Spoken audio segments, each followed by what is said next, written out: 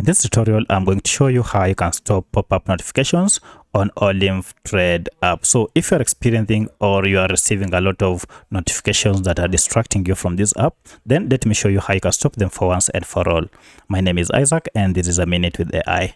Now the best way to do this is to access the app information page. And there are two ways you can do it. First, just go to settings here and then tap on it. And from settings, look for the option called apps.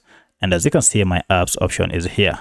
If you tap on it, it will take you to this page called apps. And we have here manage apps option. Now for this tutorial, I'm using a Redmi Note 10. However, this process should be more or less the same on any other Android smartphone. For your phone, it might be written more apps or all apps. It depends on the phone you are using. From this, tap on manage apps.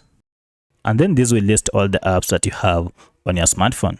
Now from the list, scroll down until you find your app. Now, as you can see, my app is here, so I'll proceed and tap on it to open. And now here we are on the app info page.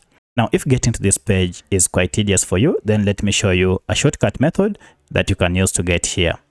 For this, just go to your app and instead of tapping on it, just go ahead and long press on it. And you'll see here we have this option called app info. If you tap on it, it will again take you to the same app information page. From here, scroll down until you see this option called notifications. Currently, you can see it is set to yes. And if you tap on it, you can see all types of notifications have been turned on. Now, instead of turning off one by one like this, just go ahead and look for this option called show notifications that is on top, and then toggle it off to turn off all the other notifications. From now henceforth, you'll never see those pop-up notifications from your Olymp Trade app. If you have any other question, kindly let me know in the comment section. Otherwise, if this video is helpful, please like it and also subscribe to this channel. Thanks for watching and let's meet in the next video.